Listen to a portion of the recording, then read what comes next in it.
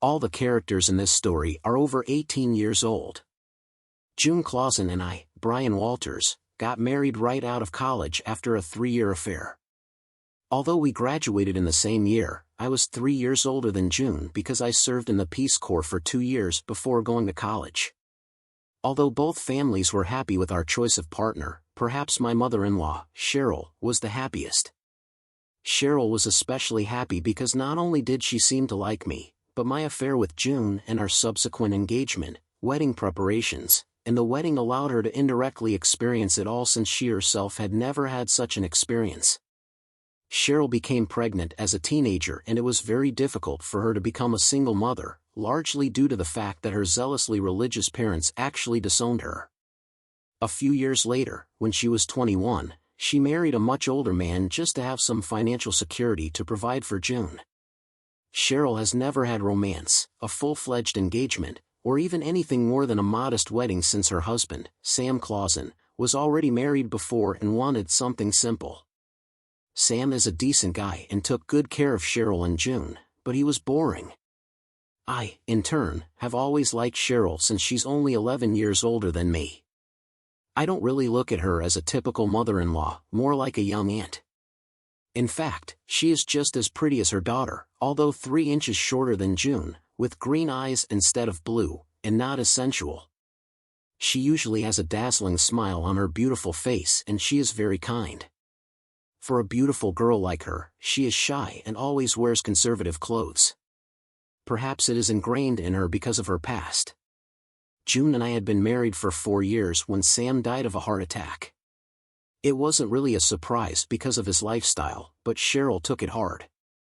I settled all the matters related to Sam's estate for Cheryl, offered her a shoulder to cry on, and even more than that.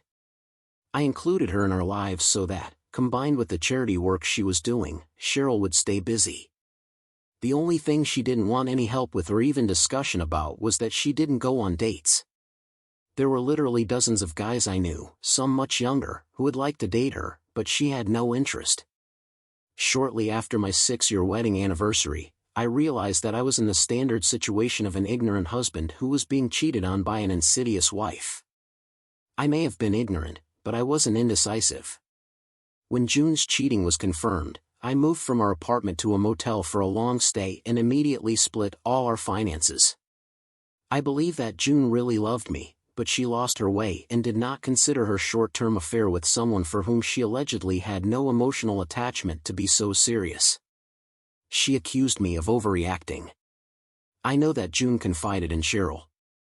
I never called her mom or anything like that, just Cheryl, and asked me to stand up for her.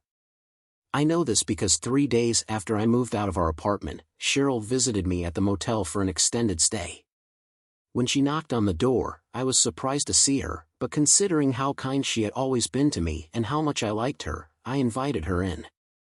We sat down on the couch next to each other, and she took my hand. "I'm so sorry, Brian. I think you know that I didn't raise June that way," she said. "I know, Cheryl," I replied, squeezing her hand. "You always gave me the impression of a moral person. You overcame the irregularities in your life, and June's actions have nothing to do with you. How are you holding up? What is it?" she asked with a tear in one eye. "I'm fine." It was a shock, but I've never been indecisive, so I took the bull by the horns and moved out. It's probably going to hurt for a long time, but I'll get over it. Is there any chance that you can forgive June and take her back? I don't understand how to do this, especially considering that she thinks I'm overreacting. It doesn't occur to her how much she offended me this time. There was a tear in my eye. We talked for an hour, and not only about June but about other things. When she got up to leave, she hugged me longer than she should have considering she was still my mother-in-law. As soon as she broke off contact, she said seriously, looking into my eyes, "I hope that your divorce from June will not mean your divorce from me, Brian. There will always be a place for you in my heart." I felt better after Cheryl left, defending the interests of her daughter. She confirmed that I have the right to feel the way I feel, did not try to put pressure on me, and behaved like a real friend, not like a mother-in-law. I mean, I felt better until I went to bed that night. I woke up sweating from a very, very inappropriate dream. I filed for divorce due to irreconcilable differences a week after I moved out of our apartment and notified the landlord that I was no longer responsible for the rent. June was very upset. I couldn't understand why she was so upset. What, in her opinion, I should have done at that time. She had known me for 9 years, and I had never in any way misrepresented myself to her. June and her lawyer tried many tactics, including seeking counseling, so things didn't go so smoothly for the first 3 months. At that time, I was in some shock, but I did not deviate from my principles. I probably would have taken it harder if my 2 single male friends hadn't taken it upon themselves to cheer me up, and Cheryl called me every week not only to find out how I was doing, although she always expressed concern about it, but also with uplifting stories, mostly from her charity work. We also had lunch once a month, and at that time, she was always in high spirits. The documents were kept for about 3 months and at 1 o'clock on Monday afternoon. We had a preliminary hearing before a magistrate. June asked for counseling, but my lawyer was able to successfully refute this by showing photos of going to lunch with George at least twice since the divorce papers were filed. George was the very colleague with whom she had an affair, while she persistently and tearfully stated that she had had no contact with him since I left. The fact that she had not distanced herself from him caused the judge to reject her request for compulsory consultations. Everyone present at the hearing knew that this was probably the death knell for a marriage that would most likely be dissolved in 3 months. Cheryl called me at work on Tuesday. It was unusual for her to call me at work, but I was always glad to receive her calls. After an initial exchange of pleasantries, she got down to business. You can probably guess, Brian, that June called me yesterday after the hearing, very upset because it looks like the divorce will take place in a few months. Do you think so too? Yes, Cheryl. It is. I'm very sad about this, but I have to move on. My lawyer believes that we will be able to properly resolve all monetary issues, so a final decision is expected in about 3 months. I thought you might be sad, so let me take you out to dinner on Friday. It wouldn't be humiliating for you to go out to dinner with your future ex-mother-in-law, would it? If you're uncomfortable, I could put on a mask. I managed to chuckle at that. No, that would be nice, and no. You don't need to wear a mask. I just don't think I'm going to be very good company. I'll give you a good meal and you'll feel better. I know you're not a very good cook. So, what time should I pick you up on Friday? I chuckled because, not a very good cook was more of a compliment. I'll pick you up or meet you at the restaurant. No way, it's my treat. Don't argue. I'll pick you up. Let's say it's 7 p.m. Okay, I agree. On Tuesday evening, I had another very disturbing dream. I have to go to a psychiatrist if they continue. Wow, you're dressed so nicely, I said. Thank you, she replied, clearly relieved by my words. The restaurant is quite upscale and I didn't want to look like I didn't belong there. Is this a new outfit? Yes, I bought it in something else this week. I thought it was time to stop wearing the old-fashioned clothes I've always worn. Cheryl went to a restaurant which, as it turned out, had a dance floor. Dinner was pleasant and Cheryl's upbeat demeanor was contagious, so I almost forgot about the unpleasant divorce. However, it was unusual for Cheryl to drink alcohol. She usually only drinks 1 glass of wine when she goes out for dinner. This evening she bought a bottle for 2, but since I rarely drink and drank only 1 glass, she finished the rest. After dinner, she lured me to the dance floor. The only times I danced with her were at June's reception and at the wedding, as well as a couple of nights after Sam's death when June and I took her with us. Then she turned down a lot of other guys' offers to dance. She was a pretty simple stay dancer then. She was a firework now. After 6 or 7 dances, we took a break. She went to the bathroom and I took a table. When she returned, I asked, "How did you learn to dance like that?" I'm proud to be a good dancer for a guy, but she was clearly better than me. I've been taking lessons once a week for most of the last year, she smiled. Did I do everything okay? You were close to being the best dancer out there and you certainly looked up to a lot of guys. I chuckled. I didn't do that. She blushed just at that moment as if by order. A guy came up to us and asked me if I would mind if he danced with my couple a little. Taken aback, I realized that from the way Cheryl looked, people could easily mistake her for my mate. When I regained my composure, I said, "It depends on my mother-in-law." He looked very confused. Cheryl slapped my hand and said with a smile, "He's joking." However, since this is only our second date, I don't want to disappoint him, especially since some hot young thing will grab him. So, thank you very much for your invitation, but I decline it. However, if he leaves me, I'm sure I'll see you here again. The guy smiled and left. "You're a cute little devil," I told her. At that moment, a waiter came up to our table and put something that looked like a Bloody Mary in front of her and a soda in front of me. "We didn't order," I started to say when she interrupted me. "I ordered it on the way back from the bathroom. Now have a drink and then let's go back to the dance floor." I've never seen her drink strong drinks, but she quickly got over the Bloody Mary and I finished my soda and we went back to the dance floor. After another 5 or 6 dances, Cheryl leaned over to me and said, "I think I've reached my limit both in terms of alcohol and dancing. Will you take me home? I shouldn't be driving. I may be drunk. I do not know because I have never been drunk before, but I am sure that I will not be able to drive a car without crashing into something." I took the car from the valet while Cheryl went to the bathroom again and then drove to her house. She lived in a small elegant house in a nearby rather fashionable suburb. Sam left her quite a lot of money, which is about $8 million. From my apartment, I could just take a taxi to get it home. Cheryl was very chatty in the car, repeating several times.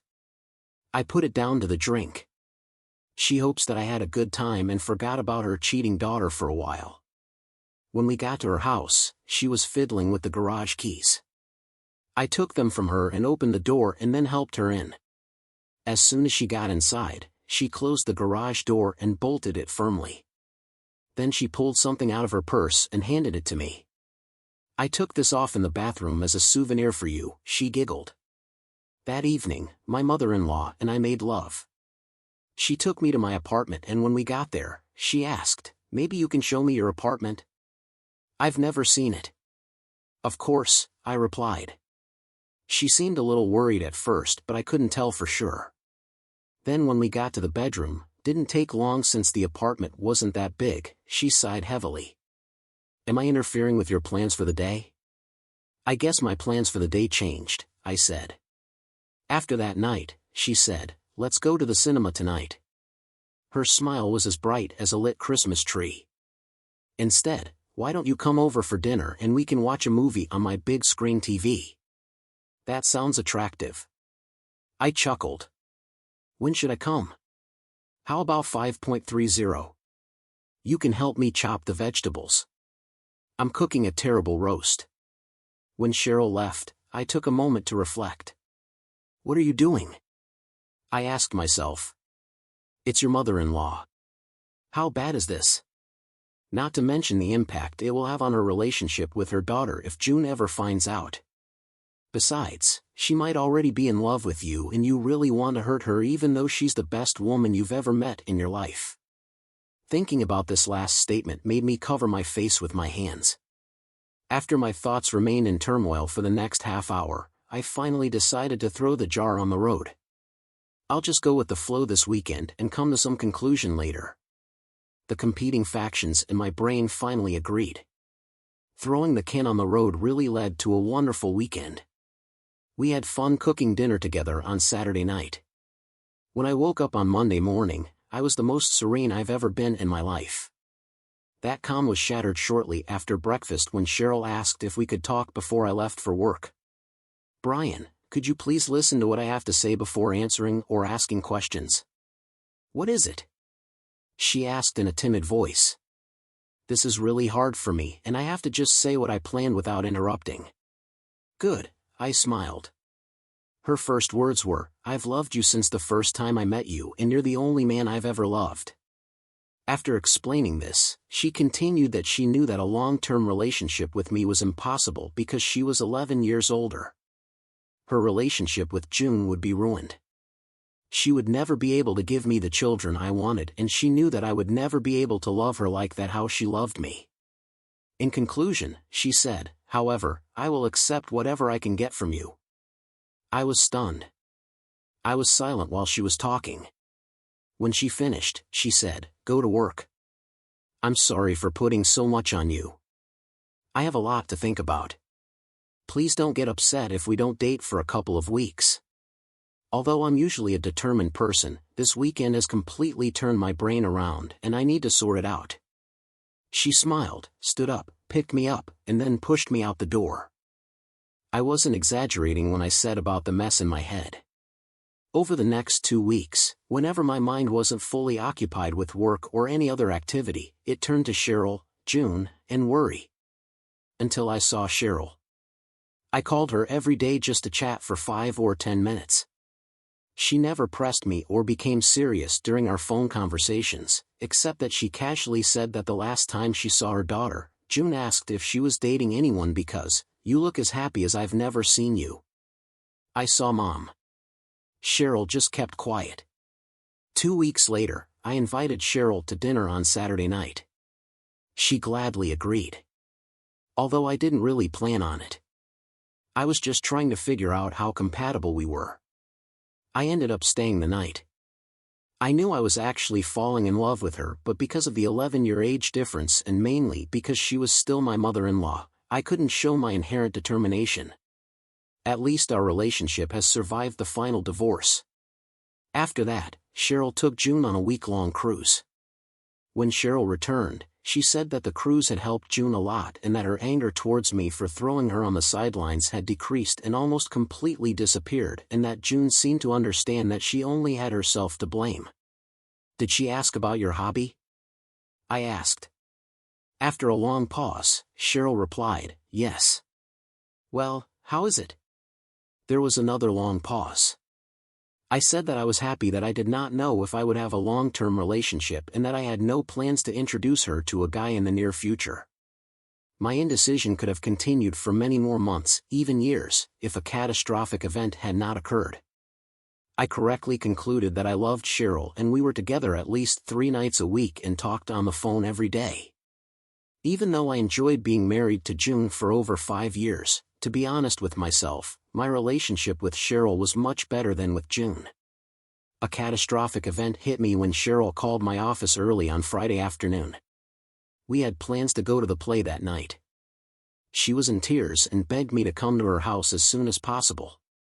I was able to get to her house a little after 3 p.m. When Cheryl opened the door, it was obvious that she was crying. "Okay, tell me what's going on," I said. "I swear I didn't plan this," she sobbed and then continued in sentence fragments such as, "I didn't know it was possible. You can just leave." I had no idea what she was talking about. I finally calmed her down, squeezed her hands, looked her straight in the eye, and said, "Stop it, tell me what's on your mind."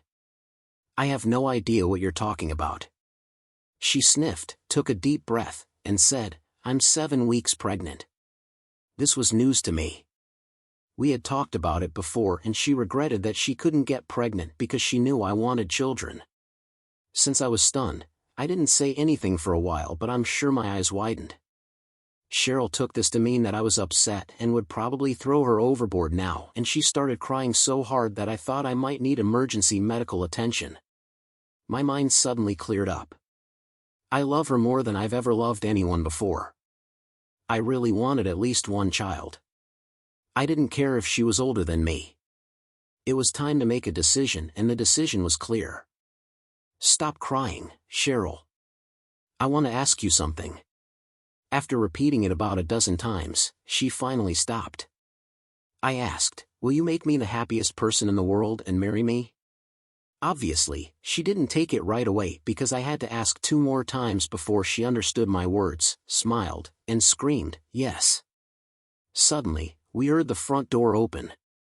"Mom, are you here?" We looked like scared rabbits when we turned at the sound and saw June enter the living room. She was just as amazed as we were. June spoke first. "What are you doing here, Brian?" I couldn't answer. Suddenly, Cheryl had words that I'm sure she wasn't going to say at that moment. I'm 7 weeks pregnant with Brian's baby and we're getting married. A slight smile appeared on June's face. Obviously, at first, she thought it was a joke. When she saw how big my eyes were, the smile disappeared and my eyes began to glaze over. I immediately jumped up and caught her before her head hit the floor. I picked June up and carried her to the couch Cheryl had just vacated. I think it's best if you leave before she wakes up, Cheryl said. Then she asked with a smile, can we go shopping for wedding rings tomorrow? Of course, I replied. I'll give the tickets for tonight's performance to a friend. Just call me at what time I'll pick you up tomorrow. I actually gave my tickets to a friend and his wife who were happy to receive them, and I even sat with their children, a boy and a girl, as a workout. We didn't go ring shopping on Saturday. Cheryl called me around noon and told me that June was staying the night and that they would probably need the rest of the weekend to sort things out. I couldn't argue with her. I told her that we would go shopping when we could, of course. I don't know everything Cheryl and June talked about. What I do know for sure is that Cheryl loved June as much as a mother can love an adult child despite June's mistake with George, and that June and Cheryl were a team for many years before I met them. Cheryl told me that she was completely honest with June about her long-term feelings for me, that she never had any romantic contact with me until she found out for sure that my marriage to June was over. Cheryl said she understood how awkward our marriage would be for June, but Cheryl needed June in her life now as much as before. I have to give June credit. While she was sad about the situation herself, she was happy for her mother, who she knew had never had true love before, and was glad to have a younger sister or brother. Although June and I weren't going to be friends in the future, I made it clear to her that I didn't bear her any ill will, that I would always treat her with respect, and that I didn't do anything to hurt her. I just couldn't help falling in love with Cheryl. Cheryl really turned me into ashes after the weekend and after another weekend. I moved into Cheryl's house. Cheryl and I got married in a simple ceremony 2 months before Alicia was born. We gave June the maximum respect. She was a bridesmaid. Although I have completely forgiven June, my approach to George, her lover, I followed him electronically and even from time to time for a day or two with the help of a private investigator. When I found out that he was going to get married, I sent his fiancée a complete dossier about his relationship with June when she was married to me and how it ruined our marriage. I was pleased to see that George's fiancée dumped him within a week of receiving my letter, and he soon moved to another city. After Alicia was born, we decided that we would like her to have a brother or sister. However, another pregnancy for Cheryl and immediately after Alicia, we did not consider desirable and safe. When Alicia was 15 months old, a surrogate mother gave birth to our second and last child, a little boy whom we named Aaron. As I write this, my children are now 5 and 6 years old. I'm more in love with Cheryl than ever. I never imagined that a relationship could be so good and that we would be able to maintain our relationship with the intensity that we have. One more thing, June is married to a guy Cheryl and I like, and she's due to give birth to a little girl next month. For a while, I've been trying to figure out what kind of relationship or daughter we'll have with our children. I gave up. All I know is that Cheryl will love her granddaughter as much as she loves our children. Cheryl seems to have an infinite capacity for love.